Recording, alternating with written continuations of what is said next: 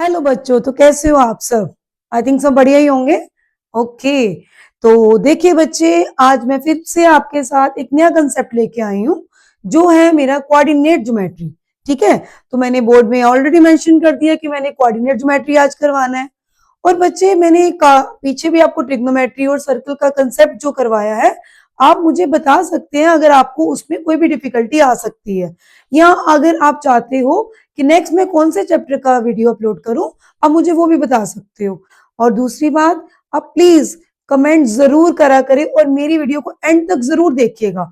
आप आज इस वीडियो को एंड तक जब देखेंगे तो आपको ये कोऑर्डिनेट ज्योमेट्री के सारे कंसेप्ट क्लियर हो जाएंगे। और जैसे कि आप लोगों को पता है कि ये जो कोऑर्डिनेट ज्योमेट्री है, ये 9th और 10th दोनों के लिए ही बहुत ज्यादा जरूरी है। अभी जो मेरा मेन मोटिव है वो आप लोगों के कंसेप्ट्स को क्लियर करवाना है। मैं ये दिसंबर मंथ के अंदर जितने चैप्टर्स हो पाएंगे, आई विल ट्राई कि ज्यादा से ज्यादा मैं करवाऊं। देखिए, मेरे कुछ +1 के बच्चे हैं, +2 के बच्चे हैं, वो भी मुझे बोल रहे थे कि मैम कोई इंटीग्रेशन एंड डिफरेंशिएशन की भी वीडियोस बनाइए, तो वो भी मैं बहुत जल्दी बनाने वाली हूँ। तो आप मेरे साथ बस जुड़े रहिए, आप देखिएगा कि आपको हर कंसेप्ट बहुत अच्छे से क्लियर हो। हम लोग स्टार्ट करते हैं कोऑर्डिनेट ज्योमेट्री। तो कोऑर्डिनेट ज्योमेट्री में जो सबसे पहली चीज है, आपको ऑर्डर्ड पेयर के बारे में पता होना चाहिए कि ऑर्डर्ड पेयर क्या होते हैं। देखिए, ये है ऑर्डर्ड पेयर जो मैं आप लिख रही हूँ। ऑर्डर्ड पेयर के अंदर जैसे मैंने कोई भी नाम दे दिया A, B, राइट। तो जो फर्स्ट वाला है इसको हम क्या बोलेंगे? इसको हम बोलेंगे एक्स कोऑर्डिनेट। ठीक है बेटा। और जो ये हमारा बी है, बी को हम क्या बोलेंगे? Y coordinate.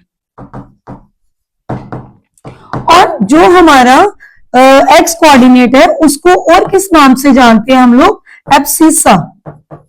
और जो हमारा वाई कोऑर्डिनेट है उसको हम किस नाम से जानते हैं? ऑर्डिनेट। राइट। तो आपको ये पता होना चाहिए कि फर्स्ट वाली चीज हमेशा क्या होती है? एब्सिसा होती है। और जो सेकंड वाला एलिमेंट यहाँ पे जो दिया हुआ है, सेकंड टर्म बोल सकते हो इसको, वो आपको क्या दिया हुआ है? उसको हम क्या बोलते हैं? ऑर्डिनेट बोलते हैं। A is abscissa, B is a ordinate. So A is a x coordinate, B is a y coordinate. Clear है?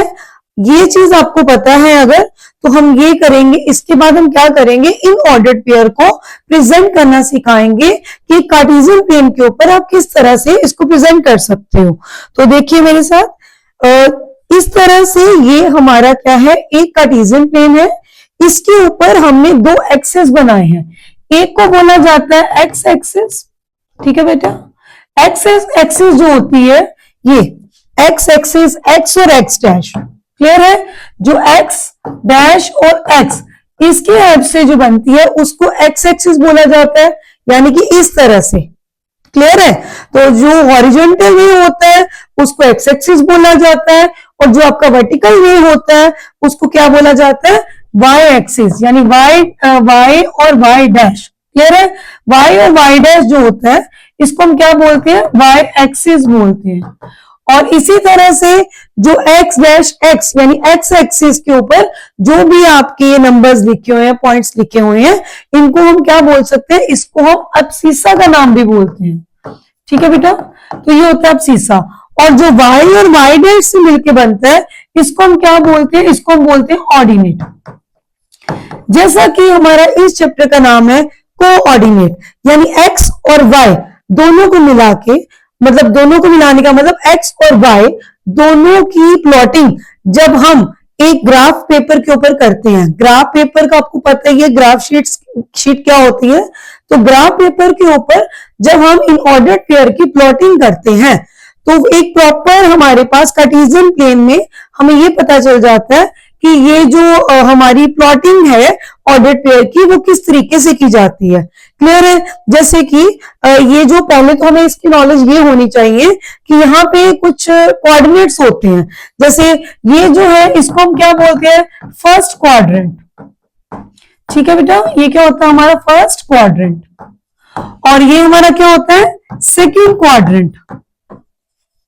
पहले तो हमें इस पूरे कोऑर्डिनेट ज्योमेट्री के अंदर ये पता होना चाहिए कि कौन सा क्वाड्रेंट कहां पे होता है, और इस तरह से इसको हम क्या बोलते हैं? Third quadrant. और ये हमारा कौन सा क्वाड्रेंट है? ये हमारा है फोर्थ क्वाड्रेंट। अब जैसा कि हमें दिख रहा है कि जो फर्स्ट क्वाड्रेंट होता है उसमें एक्स और वाई दोनों ही क्या है, पॉजिटिव नंबर्स होते हैं। तो वहां पे एक्स भी, पहली चीज एक्स होती है, दूसरी चीज हमेशा क्या होती है, वाई होती है। तो दोनों हमारे क्या होंगे, पॉजिटिव ही होंगे। क्लियर है बेटा। और सेकंड क्वाड्रेंट जो है इसके अंदर आपकी एक्स एक्सिस वाली चीज क्या नेगेटिव है और वाई एक्सिस क्या है, पॉजिटिव है। Same as it is third quadrant में हम जब जाएंगे तो उसके अंदर क्या होएगा, उसके अंदर हमारे दोनों यानी कि एक्स एक्सिस और वाई एक्सिस हमेशा नेगेटिव होंगे। सेम जब हम फोर्थ क्वाड्रेंट में जाते हैं तो उसके अंदर हमारी जो एक्स है वो पॉजिटिव होता है और वाई क्या होता है, नेगेटिव। इसमें ये चीज हमेशा याद रखनी है कि पहले हमेशा एक्स आएगा और बाद में हमेशा वाई आएगा। ये जानना बहुत ज्यादा जरूरी है। जैसे हमारे घर में क्लॉक है वो किस तरह से चलती है, इस तरीके से क्लॉकवाइज। तो यहाँ पे जो क्वाड्रेंट घूमेगा ये कैसे घूमेगा, ये एंटी क्लॉकवाइज घूमेगा। This is your first quadrant, this is your second quadrant, this is your third quadrant and this is your fourth quadrant. अब देखिए जैसे मैं बोलूं कोई भी पॉइंट्स लाइक ये देखिए 2,2 एंड 4,5 या -4,-5 -2,-3। मुझे ये कुछ पॉइंट्स दिए गए हैं, मैं इनको नाम दे देती हूँ। ए दे दिया, बी दे दिया, सी दे दिया या डी नाम दे दिया।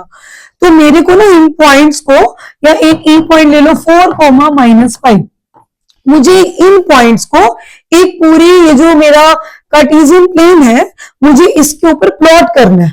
तो आप लोग मुझे बताइए कि हम इसको किस तरह से प्लॉट कर सकते हैं। तो आप देखिए यहां तक तो सबको क्लियर हो गया होगा क्वाड्रेंट्स के बारे में। तो आप देखिए हम इसको किस तरह से प्लॉट करेंगे यहाँ पे।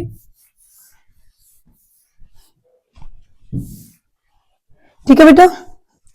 तो यह चीज जैसे हम लोग यहाँ पे पॉइंट्स रखेंगे उसका वे देख लीजिए किस तरह से है। ये एक्स एक्सिस था हमारा, जैसे हमने यहाँ पे पहले लिखा था ये 2,3, कोई सा भी आप पॉइंट ले सकते हो जिस मुझे 2 और 3 प्लॉट करना है।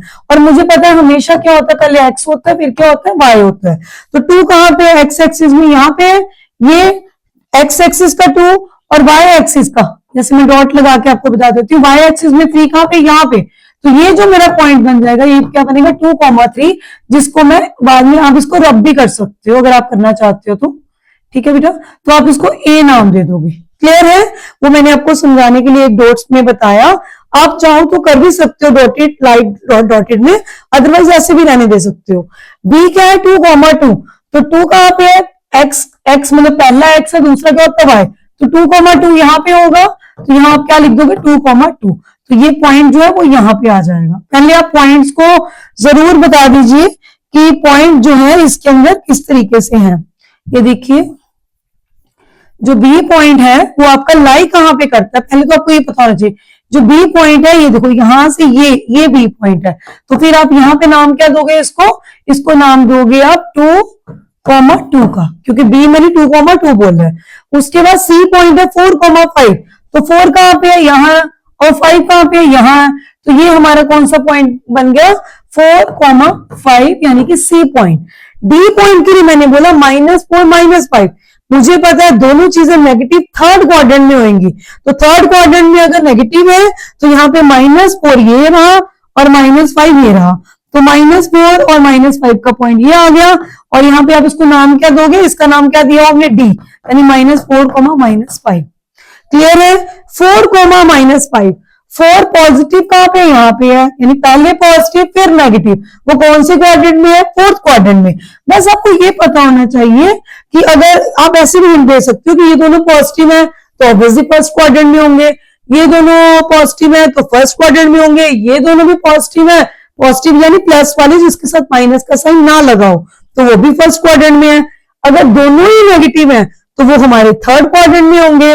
अगर एक नेगेटिव, एक्स वाला पॉजिटिव है, वाई वाला नेगेटिव है, तो वो हमारा कहाँ होगा, जैसे ये देखो ये 4 है और 5 की बात अगर हम करें तो वो कहाँ आ जाएगा, यहाँ आ जाएगा। अगर यहाँ करेंगे तो इसका नाम क्या है ई। ई पॉइंट पे आप क्या लिखोगे 4, -5। तो आई थिंक सबको क्लियर होगा कि पॉइंट्स को आपने किस तरह से प्लॉट करना है। क्लियर है। इसमें कोऑर्डिनेट ज्योमेट्री में मैंने अभी तक जो आपको चीजें बताई हैं, ऑर्डर्ड पेयर बताया है, मैंने आपको ये बताया है कि पहला जो नंबर होगा उसको आप क्या बोलोगे, वो एक्स एक्सिस पे लाई करेगा, और जो दूसरा वाला होता है वो वाई एक्सिस पे लाई करता है। दोनों को मिला के जो नंबर्स बनता है वो ऑर्डर्ड पेयर का नंबर बनता है, जिसको हम कोऑर्डिनेट मतलब जिसको हम कोऑर्डिनेट बोलते हैं। एक्स एक्सिस जो होता है और वाई एक्सिस दोनों के पॉइंट्स को जो मिलाता है वो कोऑर्डिनेट होता है, राइट। को और ऑर्डिनेट नाम से ही क्लियर है। और मैंने ये भी बताया कि जो एक्स एक्सिस है उसको हम एब्सिसा बोलते हैं, और जो वाई एक्सिस है उसको हम क्या बोलते हैं, उसको हम बोलते हैं ऑर्डिनेट। इस तरह से एब्सिसा और ऑर्डिनेट दोनों के पॉइंट्स को जो मिला के बनता है वो आपका एक ऑर्डर्ड पेयर है। और ऑर्डर्ड पेयर को आप ये पूरे के पूरे कार्टेशियन प्लेन के ऊपर प्लॉट कर देते हो, वो आपने यहाँ पे इसको प्लॉट कर दिया। अच्छा, अगर मैं बोलूं कि यहाँ पे मैंने 2,0 एक पॉइंट प्लॉट करना है, तो आपको क्वेश्चन एग्जाम में आता है जैसे पॉइंट 0 है, ऐसे तो हमने पॉइंट प्लॉट कर दिया ना। अब ये भी पूछा जाएगा कि बताओ जैसे A2,3 है, ये कौन से क्वाड्रेंट में आता है, तो आप बोलोगे फर्स्ट क्वाड्रेंट में। फिर अगर पूछा जाए बताओ, और ये भी बोला जाता है कि उसको प्लॉट करके भी बताओ, तो प्लॉटिंग इस तरीके से की जाती है, वो मैंने आपको बता दी। और जो क्वाड्रेंट पूछा जाएगा तो वो भी आप इजीली बता सकते हो। जैसे 4,5 है, दोनों ही प्लस के हैं, तो दोनों कहां लाई करेंगे, फर्स्ट क्वाड्रेंट के अंदर, इसलिए इसको फर्स्ट क्वाड्रेंट बोला जाता है, क्वाड्रेंट। ओके, तो नेक्स्ट जो है हम बात करेंगे, जो एक पॉइंट मैंने यहां पे लिखा है, मैंने लिखा है 2,0। ये 2,0 है या 0,2 है। अगर मैं बोलूं कि मुझे बताइए कि ये जो पॉइंट है ये क्वाड्रेंट में लाई करता है या एक्सिस पे लाई करता है, और अगर एक्सिस पे लाई करता है तो कौन से एक्सिस पे लाई करता है, और अगर ये आपके एक्सिस या क्वाड्रेंट जहां भी लाई करता है आपने उसको बताना है। तो देखिए, अगर मैं 2,0 की बात करती हूं, अब 2 कहां पे है, एक्स पॉइंट पे है, वाई पे क्या है आपका 0, तो इसका मतलब ये होगा जहां पे जो नंबर लिखा हुआ है वो उस एक्सिस पे लाई करेगा, अगर उसका दूसरा नंबर ओरिजिन होगा यानी 0,0 होगा।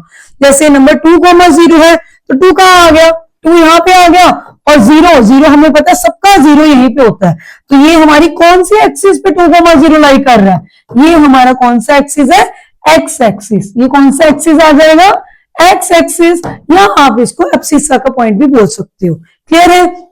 वैसे ही जब 0,2 की बारी आएगी, यानी ये 0 है, 2 कहां पे, यहां पे है, अब ये जैसे x और ये क्या है, y है, तो अब जो y पे पॉइंट है पर x क्या है उसका 0, तो इस पॉइंट को हम कहां पे लाई करवाएंगे, y एक्सिस। इसलिए यहां पे इसको क्या बोलेंगे, ये कहां पे लाई करता है, ये y एक्सिस के ऊपर ही लाई करता है। आई थिंक सबको ये चीजें क्लियर हुई होंगी, क्वाड्रेंट के बारे में, एक्सिस के बारे में, एब्सिसा क्या है, ऑर्डिनेट क्या है, दोनों को मिला के ऑर्डर्ड पेयर बनता है। और ये जो एक कोऑर्डिनेट जो है, कोऑर्डिनेट ज्योमेट्री होती क्या है, कोऑर्डिनेट्स के पॉइंट्स को मिला के जो ज्योमेट्री के ऊपर प्रेजेंटेशन आप कर रहे हो, this is your coordinate geometry. Ordered pair को एक बहुत वेल मैनेड वे में एक प्रॉपर कार्टेशियन प्लेन के ऊपर उन पॉइंट्स को प्लॉट जब आप करते हो तो वो एक प्रॉपर आपके ऑर्डर्ड पेयर की प्रेजेंटेशन लगती है कि हाँ भी आपने ऐसे प्रेजेंट कर रहे हैं। क्लियर है। तो ये तो आपको सब समझ में आ गया होगा।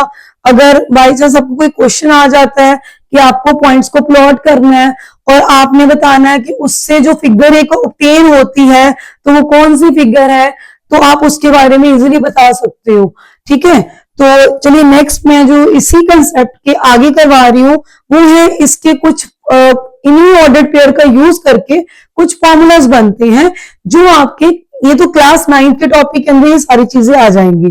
जो क्लास 10th के अंदर जो टॉपिक है कोऑर्डिनेट ज्योमेट्री का ही क्लास 10th में भी टॉपिक है, उसके अंदर इन्हीं पॉइंट्स को यानी इन्हीं ऑर्डर्ड पेयर का यूज करके कुछ फॉर्मूलाज का जिक्र किया जाता है। वो फॉर्मूलाज क्या है वो मैं अभी आपको बताऊंगी।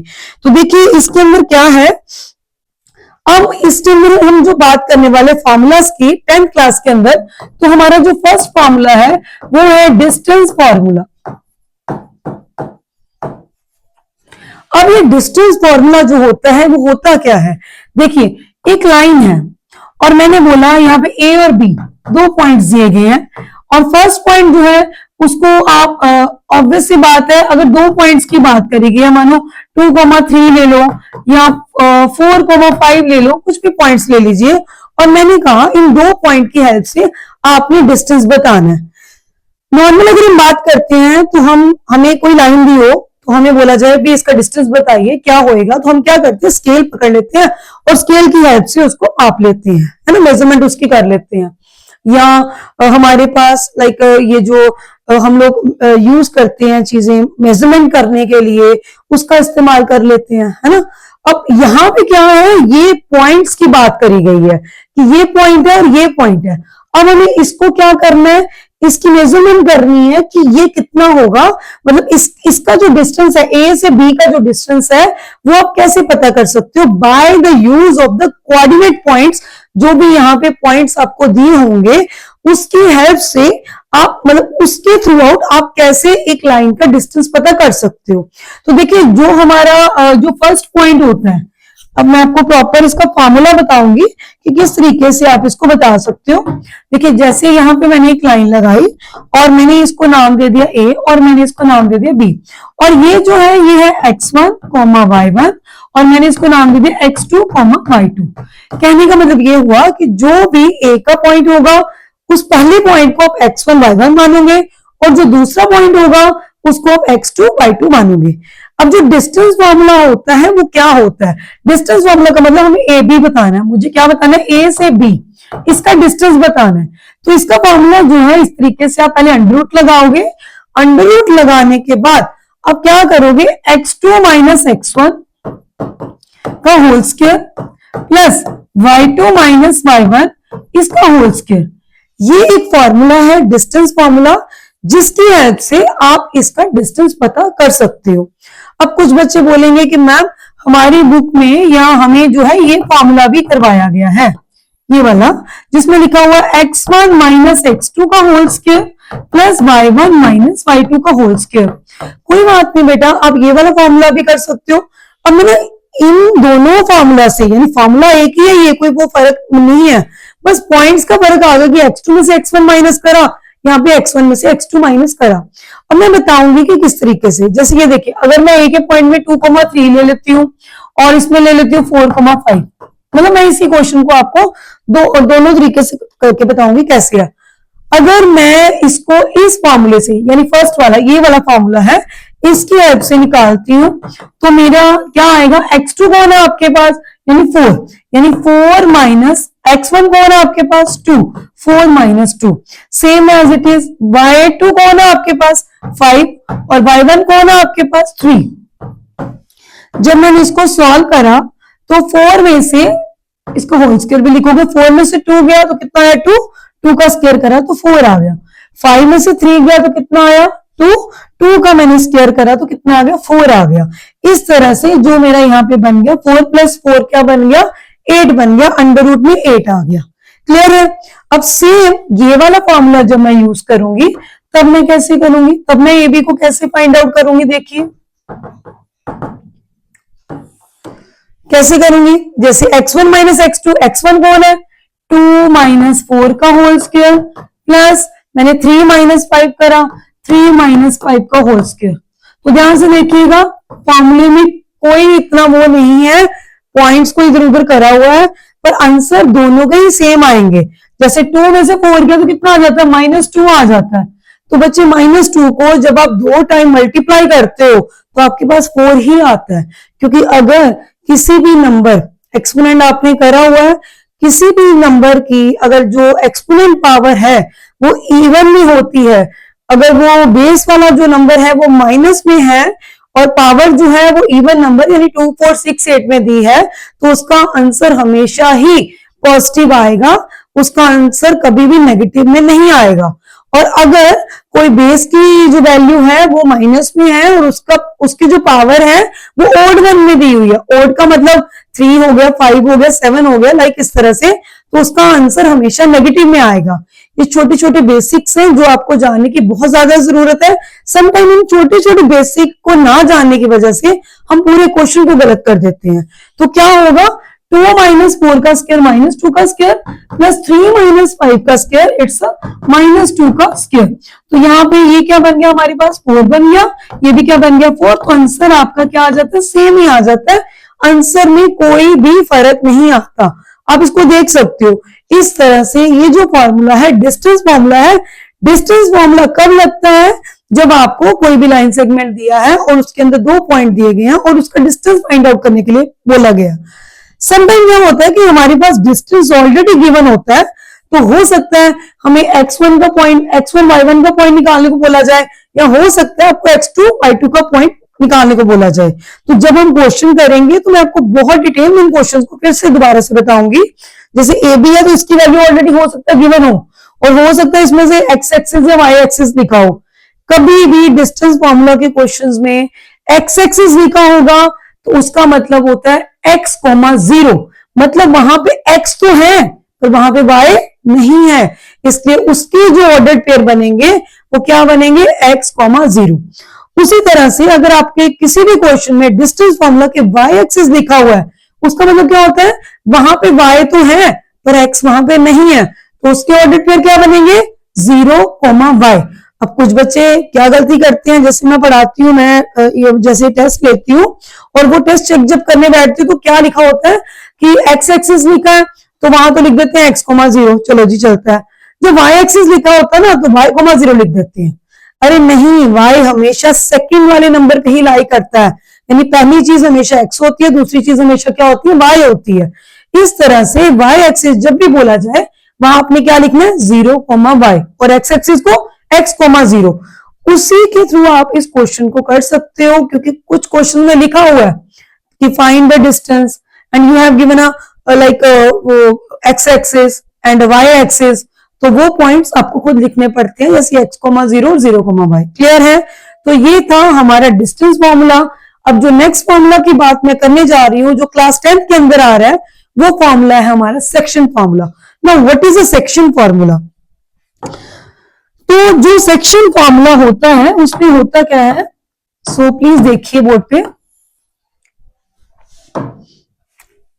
यहाँ पे ए का पॉइंट है, यहाँ पे बी का पॉइंट है, और सेम होते वही चीजें x1, y1 ही होता है और x2, y2 ही होता है। क्योंकि मैंने पहले भी आपको यही चीज बताई है, जो पीछे हमने करा स्क्रीन पे, कि पहली चीज हमेशा x होगी, दूसरी y।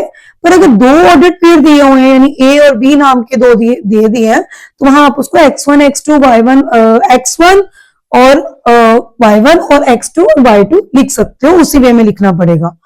अब हम बात करने जा रहे हैं किसकी, सेक्शन फॉर्मूला की। Now what is a section formula? Section formula होता क्या है? अब हम जनरल बात करें, सेक्शन मतलब होता है अलग अलग में करना। 9th क्लास है, उसका सेक्शन ए है, सेक्शन बी है, सेक्शन सी है, यानी 9th क्लास में बहुत सारे बच्चे हैं, अलग अलग सेक्शंस में उनको डाला गया है ना। या 10th क्लास की बात ले लो, तो अभी क्या है, सेक्शन फॉर्मूला का मतलब उसको रेशियोज में डिवाइड करना। हम किसी भी सेक्शन में अगर एक लाइन सेगमेंट या एक लाइन को डिवाइड करते हैं तो उसके लिए किसी रेशियोज में जब कोई चीज दी होती है तब हम लगाते हैं सेक्शन फॉर्मूला। जैसे सपोज मैंने ना एक लाइन है उसको डिवाइड कर दिया m1 रेशियो m2 में।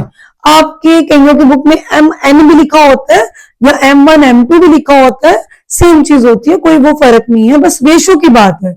और यहाँ पे कोई भी पॉइंट ले लो जिसका नाम है x, y, तो ये पॉइंट दिया होता है जो हमें निकालना होता है। जैसे कि अगर मुझे ये वाला x निकालना है तो उसके लिए सेक्शन फॉर्मूला क्या होगा, देखिए ये जो m1 है वो x2 के साथ मल्टीप्लाई होगा और जो m2 है वो x1 के साथ मल्टीप्लाई होगा। तो उस तरह से हमारा सेक्शन फॉर्मूला बनेगा। कैसे बनेगा, फॉर्मूला लिखिए, m1 मल्टीप्लाई, जिसमें कोई साइन नहीं होता वो मल्टीप्लाई होती है, m1 multiply x2 plus m2 multiply x1। जब आप m1 लोगे तो आप x2 लोगे x निकालने के लिए, जब आप m2 लोगे तब आप x1 लोगे x ही निकालने के लिए। तो नीचे क्या आ जाएगा, जो भी रेशियो आपको गिवन है m1 प्लस m2, उन रेशियोज को आपने प्लस कर देना। जैसे सपोज मैंने यहां लिखा 2:3 है ना, तो मेरा m1 क्या हो जाएगा 2 और m2 क्या हो जाएगा 3। तो इस तरह से m1 और m2 की वैल्यू 2 और 3 ही आप लिखोगे और नीचे आप 2 + 3 यानी 5 लिखोगे। क्लियर है? वैसे ही अगर मुझे y के पॉइंट्स को बताना है, किसके पॉइंट्स को, y की, मतलब x क्या होता है, y क्या होता है। x क्या होता है, m1 मल्टीप्लाई x2 और m2 multiply x1 divide by m1 plus m2। और कब लगना है सेक्शन फॉर्मूला? जब किसी क्वेश्चन के अंदर रेशियोज गिवन है। क्या गिवन है हमारे पास? किसी भी क्वेश्चन के अंदर रेशियो गिवन होगी, जैसे 2:3, 4:5, 6:7, वट एवर हमारे पास कोई रेशियो गिवन होगी, उसके जो पॉइंट्स हैं x1 y1 x2 y2 के पॉइंट जो गिवन होंगे, उन दोनों को मतलब सेक्शन में जब आपको सेक्शन फॉर्मूला लगना ही तभी है जब आपके पास रेशियो की बात करी जाएगी। तो ये है x निकालने के लिए। अब y निकालने के लिए सेम कैसे? m1 और y2, m1 लेना है तो y2 लेना है, और अगर m2 लेना है तो y1 लेना है। नीचे क्या लिख देना है? m1 plus m2। तो ये जो फॉर्मूला है, ये हमारा फॉर्मूला कौन सा बन जाएगा? ये हमारा है सेक्शन फॉर्मूला। और सेक्शन फॉर्मूला में x और y की वैल्यू कैसे निकाली जाती है उसके लिए ये फॉर्मूला है। क्लियर है? अभी मैं आज आपको इनके फॉर्मूलाज की, इनके बारे में इंट्रोडक्शन दे रही हूं। मैं कल जो वीडियो आपके पास लेके आऊंगी, इनके कुछ क्वेश्चंस मैं आपको करके बताऊंगी कि आप डिस्टेंस फॉर्मूला से किसी क्वेश्चन को कैसे कर सकते हो, आप लोग सेक्शन फॉर्मूला से किसी क्वेश्चन को कैसे कर सकते हो, या लास्ट जो टॉपिक में रह गया वो है mid point formula. Now what is a mid point formula? Mid point formula आपको नाम से कुछ क्लियर हो रहा होगा। मिड पॉइंट फॉर्मूला क्या चीज है? मतलब कि सेम यहाँ पे आपको अगेन एक लाइन दी गई है, ये आपकी एक लाइन है जिसका नाम है अगेन ए और बी। ठीक है बेटा, ये ए है और ये बी है। यहां फिर से पॉइंट x1, y1 और यहाँ पे पॉइंट क्या होंगे? x2, y2। क्लियर है? मुझे ना इसकी मिड वैल्यू पता करनी है। मिड का मतलब क्या होता है? जैसे आपने जो चैप्टर्स कर रहे हैं, मिड पॉइंट थ्योरम भी होती है ना। मिड का मतलब होता है कि जब एक लाइन जो है इक्वल पार्ट्स में डिवाइड होती है तो उसको मिड बोला जाता है। यानी कि यहाँ पे मानो मैंने कोई भी नाम दे दो, आप इसको ओ नाम दे दो, है ना। मैंने अगर ए ओ और ओ बी इन दोनों का यहां से यहां तक रेशियोज इक्वल होंगी, यानी कि 1:1, 1:1 में डिवाइड होगा। अगर आप सेक्शन फॉर्मूला में लगाओगे तब भी ये जो चीज है सेक्शन फॉर्मूला में m1 m2 क्या बन जाएगा? 1:1 ही बन जाएगा, तब भी वो उसी तरीके से आएगा। तो एक नॉर्मल सा फॉर्मूला इसके लिए आपको याद करना है। वो फॉर्मूला क्या है? x के लिए मिड पॉइंट होता है x1 प्लस x2 अपॉन 2, और y के लिए क्या होता है? y1 plus y2 upon 2। तो ये हमारा है मिड पॉइंट फॉर्मूला। ये मिड पॉइंट फॉर्मूला कब लगता है?